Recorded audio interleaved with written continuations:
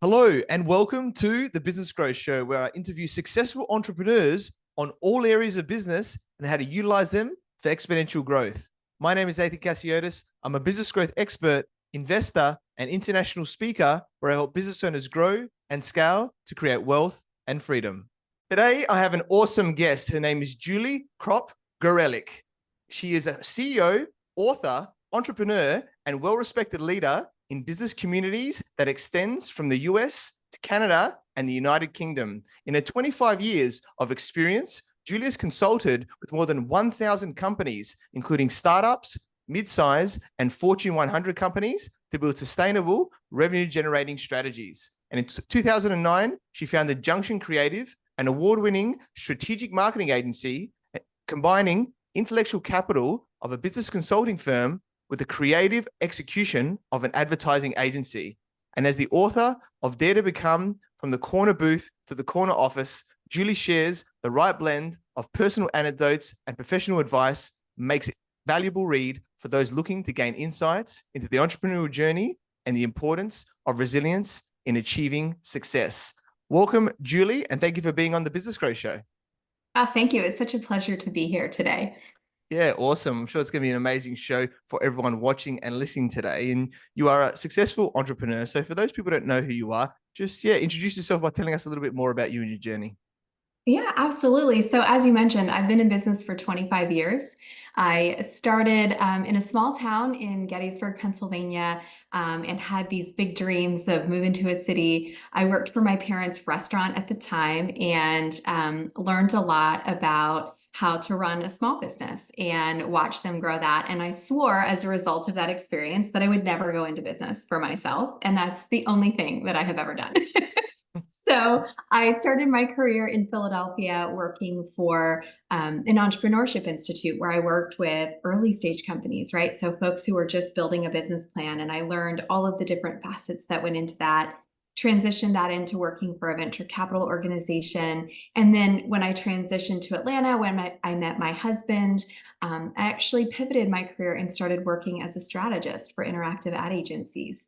So my career has sort of gone down that path of starting watching my parents build a business, then watching other folks build a business, working for an agency that helped people market their business. And then in 2009, as you mentioned, I actually ventured out on my own and started my own agency. And we celebrated 15 years in business this year. Yeah, amazing. What a story. I love that. And congrats on the 15 years and Thank you. amazing path along the journey there. So let's start with working for your parents, right? Because I think this is an interesting one, the parents' Yeah, restaurant and a restaurant industry as well, which is very, so tough. yeah, very tough industry with, customer service expectations from people. But just generally, I guess, what experiences did you get that I know there might be some, challenging ones, but maybe some, obviously positive ones that you get from working, for your parents' restaurant? Oh, I mean, the lessons were invaluable. You know, as a 16-year-old, when your parents go from working for corporate America to building a business and they say, "Hey, you've got to work," and I'm washing dishes, peeling potatoes, scrubbing floors, seating people, filling drinks. When you're 16, I don't think you aptly appreciate the experience that you're having, but I will tell you that it taught me a lot about communication, about conflict resolution. It taught me a lot about customer service in general, and also learning how to work with different people from different generations, from different walks of life. And so I really feel like that experience working for them gave me a head start when it came to working in business when I left university. Yeah, definitely. I love that. And yeah, similar thing where I worked in like a pizza place, when I was younger as well. And you get that customer service when you do those different roles. I think, yeah, definitely those that communication with different people, which helps us later in life. So I love that, those Right. lessons that you did there, which is awesome. So now let's talk about people towards the start of their journey initially, right? So, they're wanting to launch something, they're a startup or maybe they're thinking about it, like I guess what your book is sort of talking about. So what do you think people need most when they're wanting to launch, a business to ensure, it succeeds?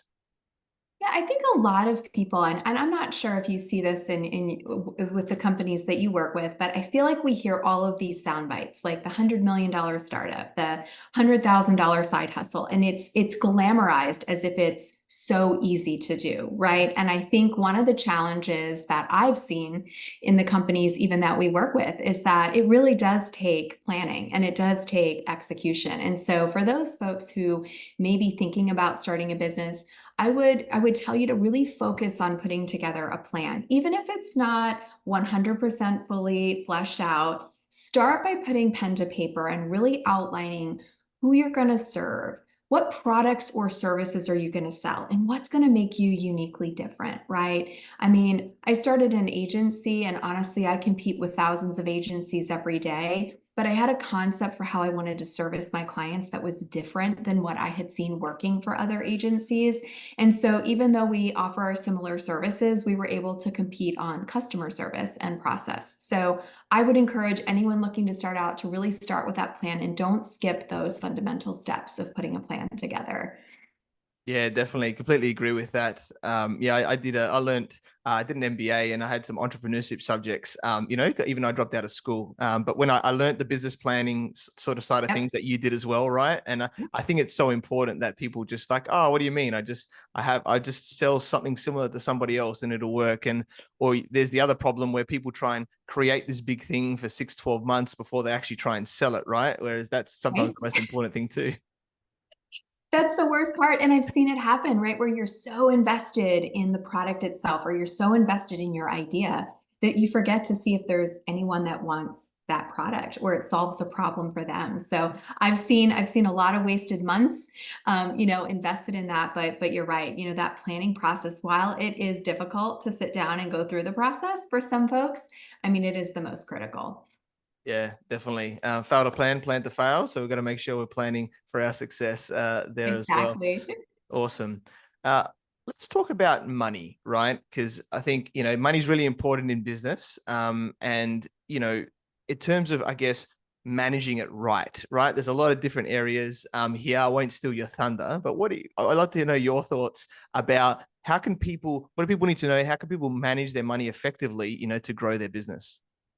Yeah, it's a great question. I actually cover this in an entire chapter in the book because, when I started my business, I bootstrapped it. So I didn't take funding from an investor. I didn't take funding from the bank. I didn't get a loan or anything like that. But what I did do was I took my savings and I budgeted my personal expenses for the next 12 months.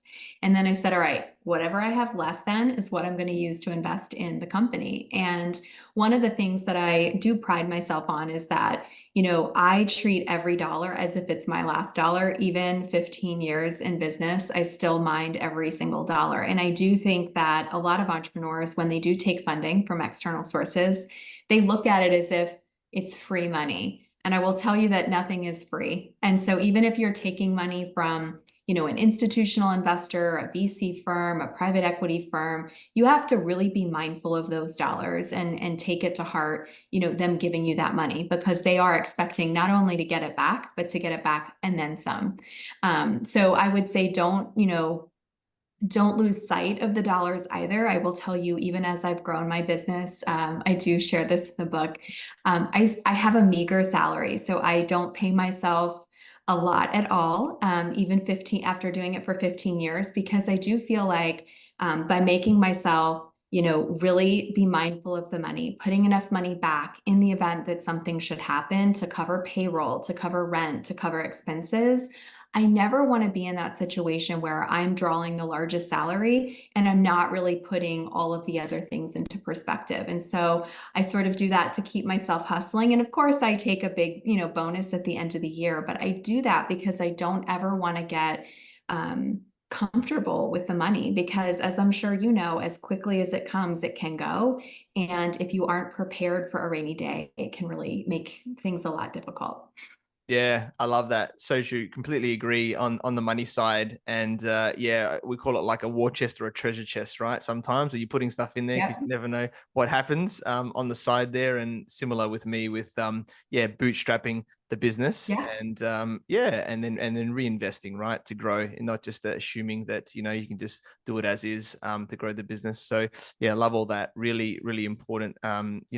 areas there. So let's talk a bit more around people now, because, we can probably, grow a business maybe to six figures by yourself, right? You're wearing all the hats, you're probably working a lot, but realistically past that, you really need other people, to help you in the business, in a variety of ways. So what tips can you give around, I guess, thinking around how to like find, quality people, talent, maybe hire them, manage them, retain? There's a lot of areas there we could potentially go down, but yeah, around there to really get the people into our business to help us to take it to where we want it to go.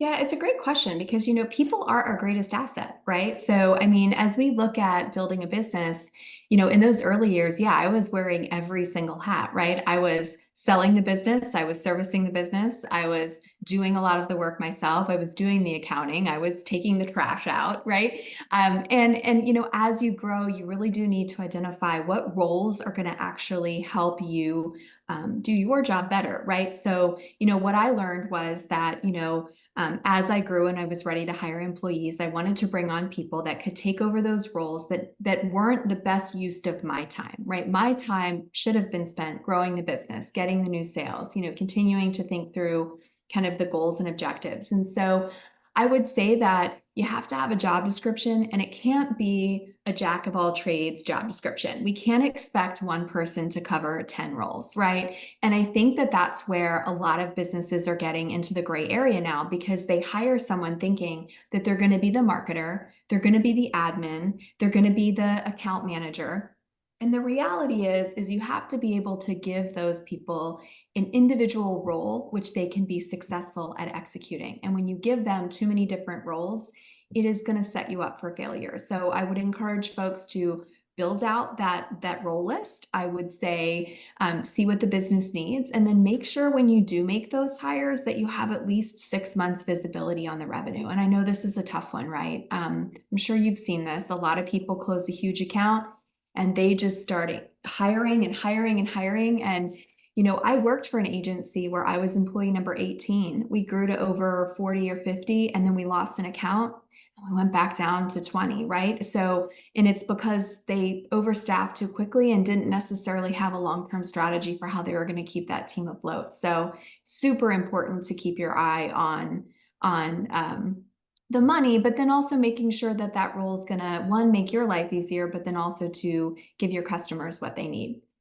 Yeah, love that. So true around the people side in terms of how we're helping them. I love that. It's finding the right people is always the fun part, right? With all of that Yeah. there, and then working, I guess, together with them, right? Because it's not just hiring them. That's one area in finding the right people and not doing the jack of all trades, but then it's also then going, how do we lead them, right? Because why are Yes. they going to stay, with you? Because if some people, if it's nothing special, then if they get tapped on the shoulder with more money, they might just leave. So what Exactly. Oh what are my your thoughts gosh. around Yeah. the leadership side? Yeah, to get people to make sure they want to stay.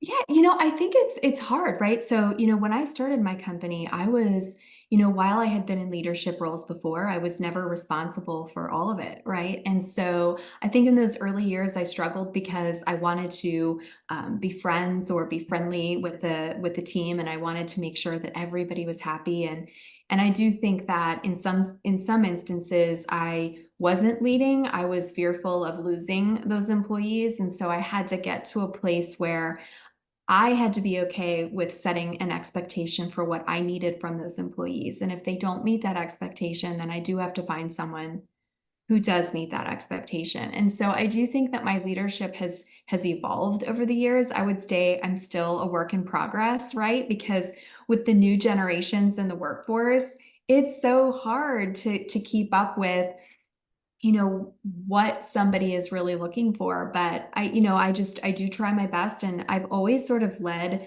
from the mentality of, if an employee comes in, I want to expose them to every part of the business. So if they want to sit in on a strategy session, if they want to go to a sales meeting, I want them to experience that, because I do think that even though they have a singular role, if they understand the context that they're operating within, that they're likelier to feel more engaged and more invested in the overall process. So I have learned to sort of help, not not mentor per se, but mentor and expose people to other parts of the business that in some organizations, you don't get to go to those meetings until you've been there for 5 years.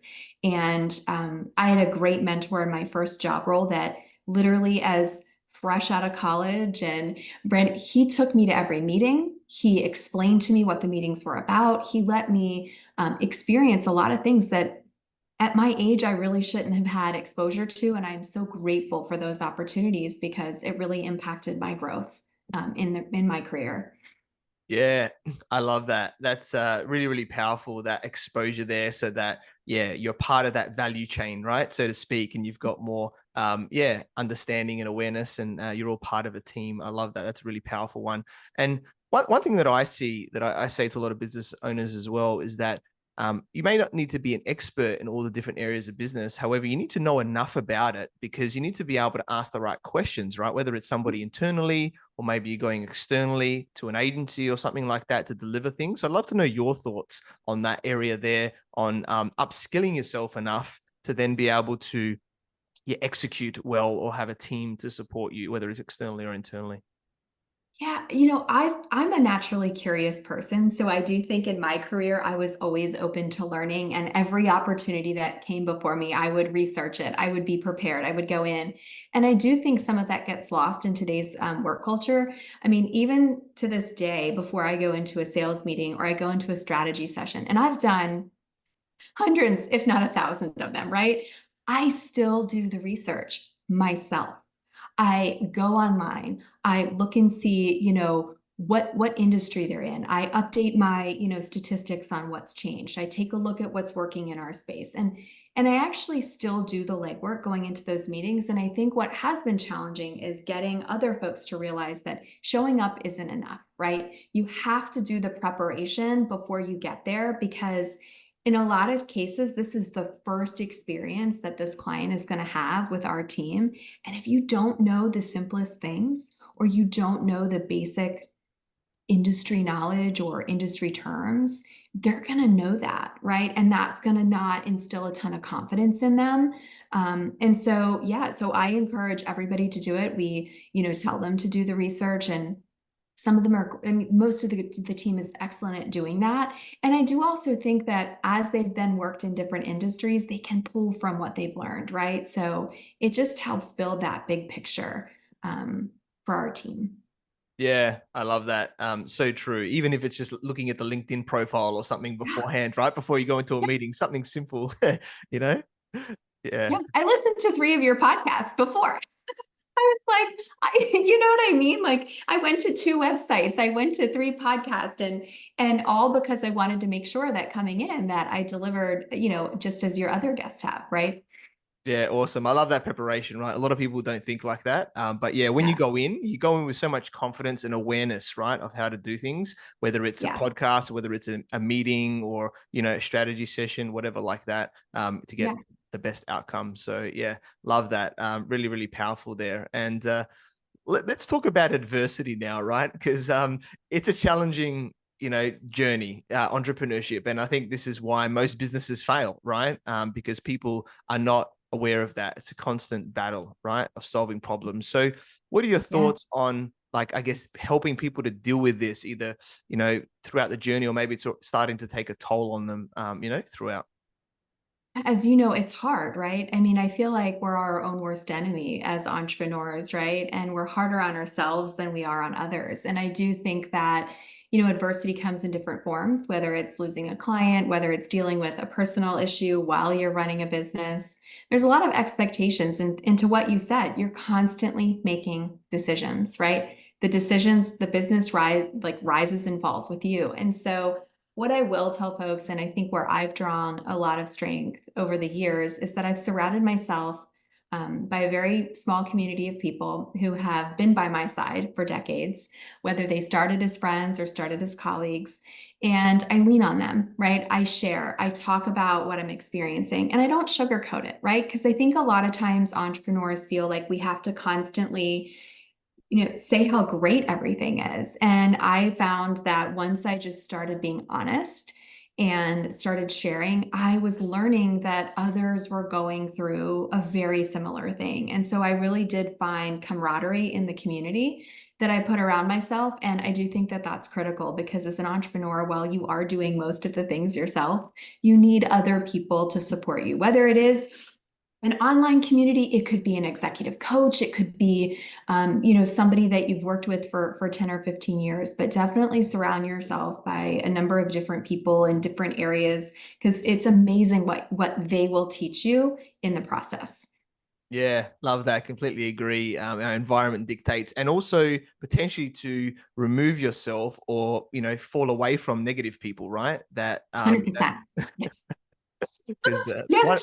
one of those it can bring down an organization as well as yourself, right? Well, and it can. And what I will say too is don't let those discussions that you're having turn into negative, like life is hard. If you cannot maintain a healthy dose of optimism, you will not get there, right? It takes a lot of self-discipline.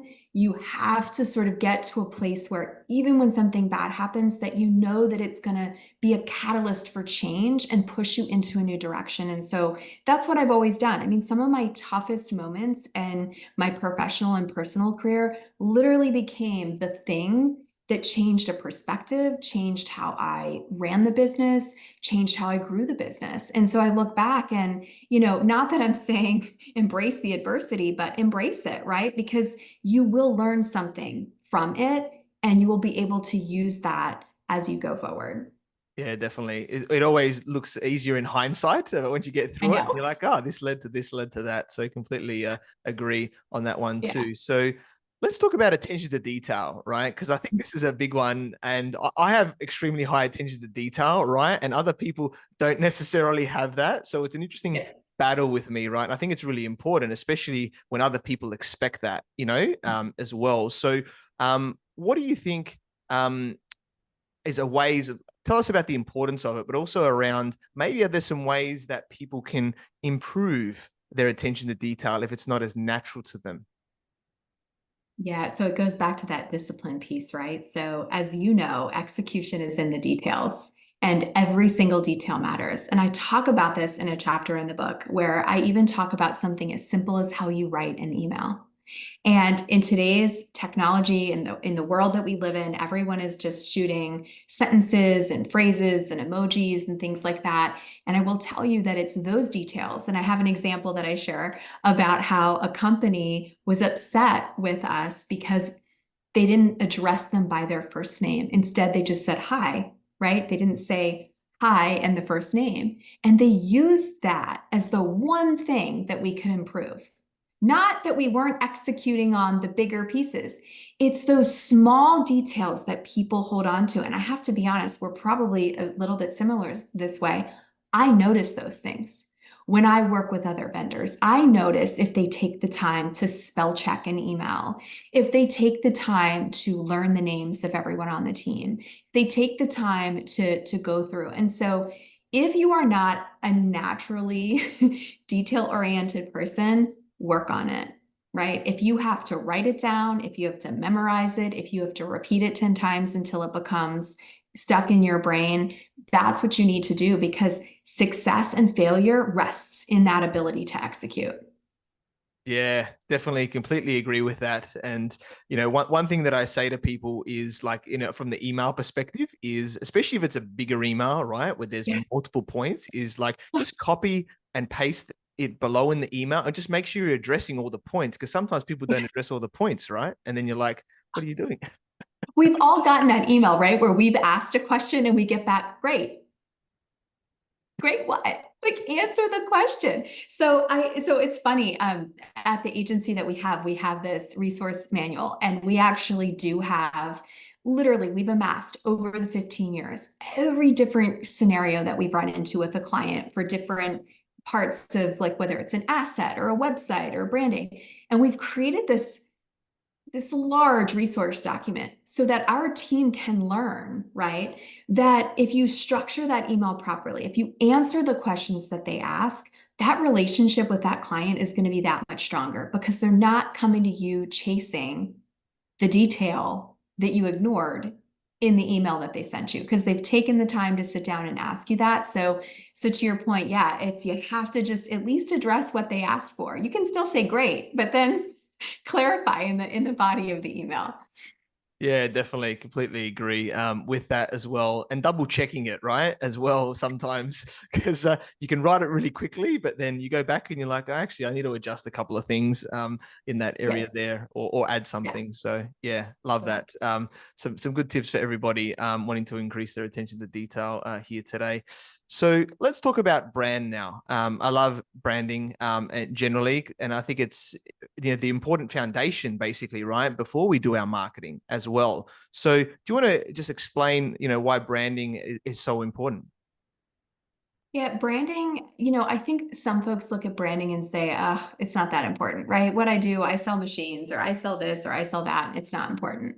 But what I will tell you is it's just like when you meet somebody for the first time, right? How you feel when you're around them or when you shake their hand, if it's firm or if it's not firm. I like to think that you need to think of your brand from that perspective is that when somebody sees your brand for the first time, how does it make them feel? And if it doesn't make them feel how you need them to make it feel, then you've not focused properly on what the brand stands for. And so branding is very critical. It's not just about color theory. It's not just about a rounded font versus a more, squared cornered logo. It is really more about what do you want people to see when they view your brand? How do you want them to view you, the work that you're going to provide, and even if it's a product that's in like a heavy equipment space or even if it's a product that's in the medical space, you still have to be able to give those users a feeling or a sense when they land, whether it's on your website or they engage with you somewhere, that they get that connection that you're looking to create with your business. Yeah, It's hard definitely. to do, but it can be done.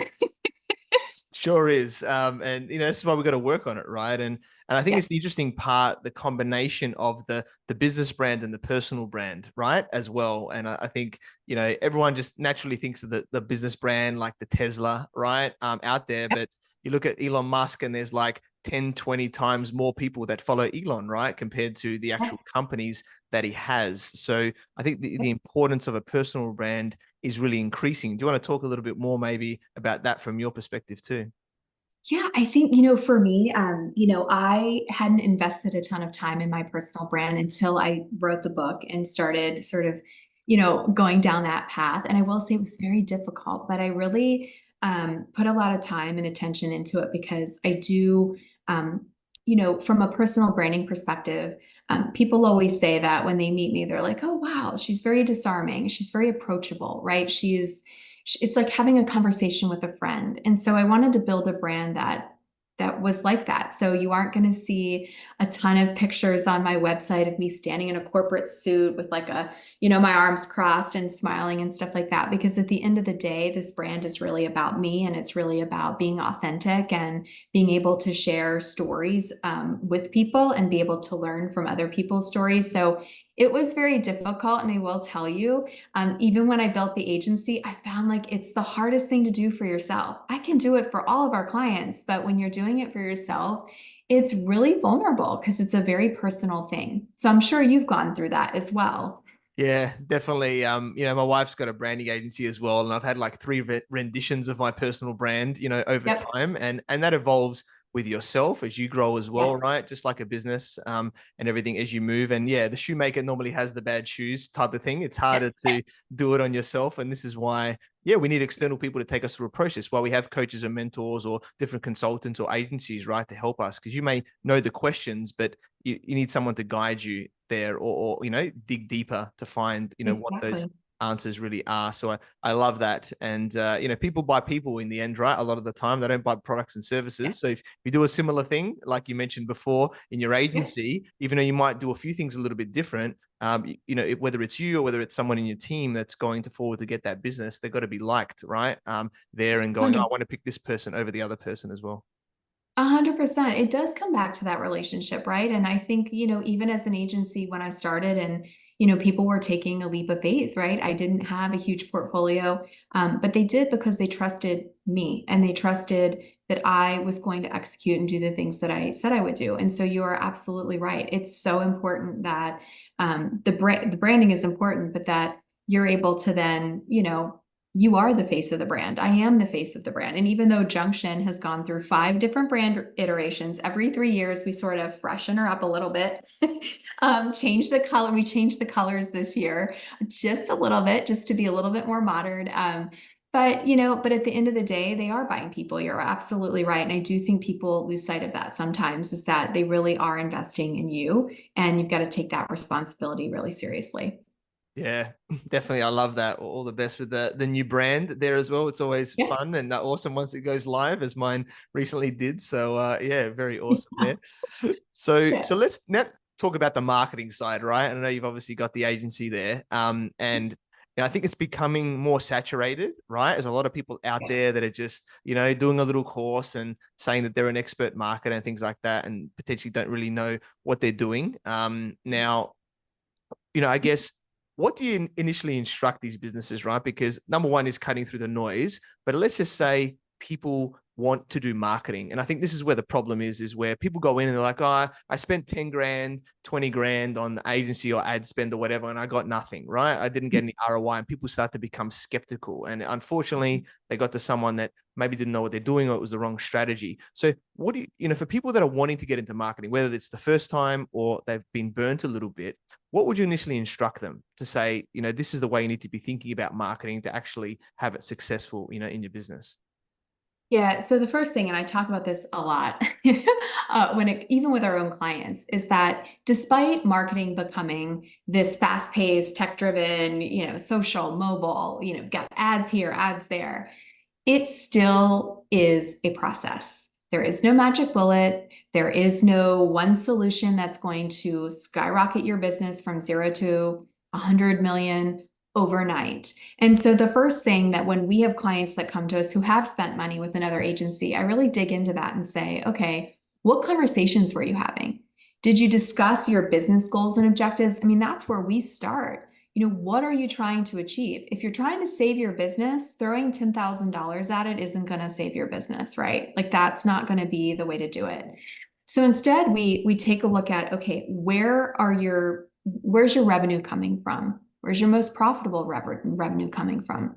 What are your goals? Are you trying to grow one side of the business, grow another piece of the business? Do you have one product that's like the loss leader, right? The one that's out in front, and all your other ones are not necessarily, adding to your bottom line. We start there first, because while marketing can mean a variety of things, if we don't understand what you are trying to accomplish, we can't tell you which solutions to utilize and execute to get there. Doesn't mean you're going to get there overnight. And that's the biggest challenge that we have, is that you're right. There are thousands of people that take a course, say they're the best social media person in the world, or say that they understand marketing. I've been doing it for 25 years. I grew up in the industry without Facebook, without Meta, without X, without any of these platforms. And I learned how to build business through relationships. And so I think that there's this educational component that needs to happen, which is find an agency that's going to use your dollars responsibly, and hire an agency that's going to be transparent about what you're going to get for that, right? And I think that's extremely critical, because if someone comes to me and says, well, look, I'm going to give you this money and you've got 30 days, that's not a good fit for us, right? Because, as I'm sure you know, it can take sometimes 3 to 6 months for one effort in Meta to work on ad spend, or whether it's PPC ads. It can take time. Now, hey, once it gets going and you've learned the right targeting, you've been able to drive down your click-through and things like that, it can be super impactful. But it still takes a lot of big thinking before you start spending those big budgets to go after those customers. So that's where I feel like we spend a lot of our time these days, is just educating people on what's possible. Yeah, I love that. Completely agree. It's like marketing's all testing, and you got to test all these Yeah, different ways before you do it, before you get to a point where you crack the code for your particular business, right? There, and be willing to invest, and maybe not too much initially, but build it up, right, as you're doing the testing and everything there on what's going to work, when you have the right strategy to begin with, and you're doing that foundational exactly. things that that you were talking about there. So love that. Yeah. Yeah, really, really powerful. Let's talk about your book now. Your first book, Dare to Become From the Corner Booth to the Corner Office. Love the title. Tell us more about this book. Yeah, so this book has been, oh gosh, one of my greatest professional accomplishments. I'm so excited. It really, I had reached 13 years in business. We'd had a record year. I was super excited. We'd come out of COVID unscathed. Everything was great. But I found that I was stuck. I was struggling to really set the next goal. And as a goal-oriented person, when you find yourself unable to sort of see the path forward, it's a little scary. And so I was looking for, I don't know, I just was looking for inspiration, or I was looking for stories from other people that could help me. And in the process, I actually started reading old journals that I kept from the time I was 16 until now. And in the process of reading those journals, I actually found the words to write the book. And what I realized is that as that 16-year-old living in a small town, thinking of, what I wanted to be one day, I learned some really valuable lessons from my parents working for them. And those lessons really, things we've talked about today: communication, right? Adversity, conflict resolution. All of these things that I learned at such a young age really helped me not fast track my career, but I felt like when I left college at 22, I felt like I was older because I had just helped my parents grow their business. So the responsibility and the accountability was much greater than anything I'd ever had. And so I wanted to share my story because, as I was telling you, I feel like we sugarcoat it. I feel like a lot of these business books make it sound like it's so attainable and it's so easy to do. And I just wanted to share my story from the corner booth at the restaurant to the corner office, and share examples of things that I've learned, and tips or insights for people for how to overcome those things or for how to move forward. So it's not a how to start your own business. It's not the building blocks, like here are the 10 things you need to do, but it really is anecdotal, and it's also meant to inspire people because I've learned in my career that I learn best from others who are experiencing these same things. And so I wanted to share some of these funny stories. Some of them are not so funny. But really just almost like a conversation to inspire others who maybe are starting the journey or are kind of in the middle of it and looking for just a little bit of hope in the process. Yeah, I love it. Sounds amazing. And I know that, yeah, congrats on the book just coming out as well. And where can, yeah, people quickly, yeah, find the book as well? Yeah, so we're available on every major retailer from Amazon to Barnes and Noble, worldwide. But then it's also on the shelves. So if you Google Dare to Become and my name, you'll find it. You can also find information on my website at www.juliecroppgareleck.com. Yeah, awesome. Definitely check out Julie's book there. Sounds amazing. Just come out there. Let's talk about coaching mentoring now, because I think, this is really important, right? I know it's helped me a lot in my business and, my mindset and areas there, and what it's helped me to achieve. So how important has coaching mentoring been for you in your business, and what has helped you to achieve? Yeah, mentors are, early in my career have been everything. So I always like, my parents were my first mentors, right? Not just in life, but in business. They led by example, right? So what a great example to grow up with.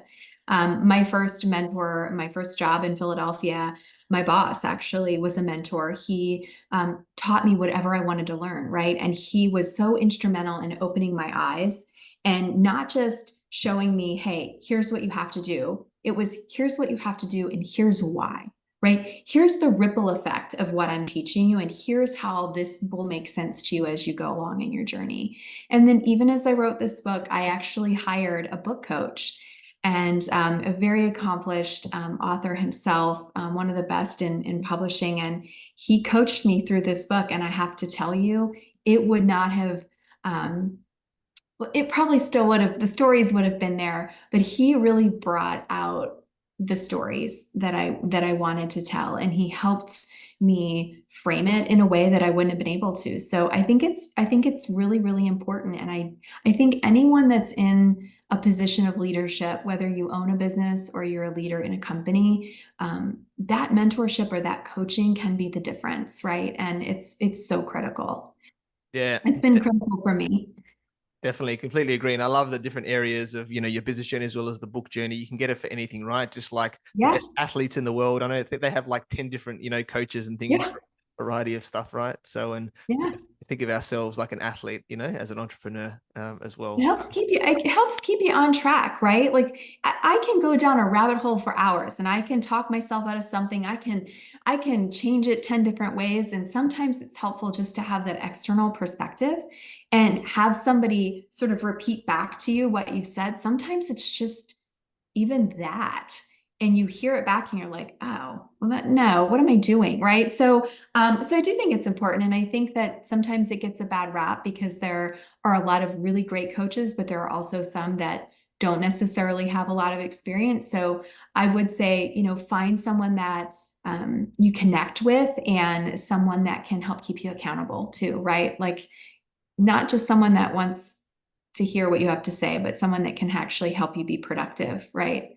Um, in your role.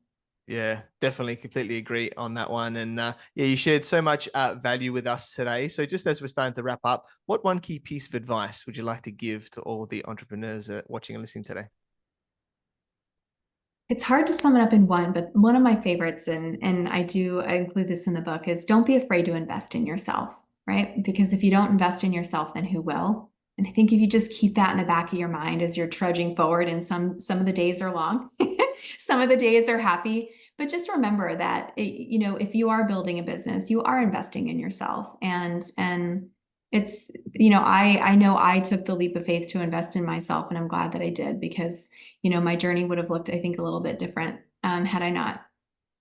Yeah, definitely, completely agree. I've invested huge amounts, hundreds of thousands, I think, in myself. I'm sure you will be similar, Yeah. right? And it's not like we weren't just born like this, right? We actually No, invest in ourselves to build ourselves into this, and that correct. constant journey, It of is. so yeah, love that. So such a great point. And yeah, we connected through our networks. I learned about your awesome journey from, working your parents' restaurant to now, founding Junction Creative. Amazing woman, like you said, very authentic, so knowledgeable. I'm sure you continue to help, people launch and grow a business in a variety of facets there. And very grateful that we connected and look forward to working with you. So Julie, how can, people find you and get in contact with you?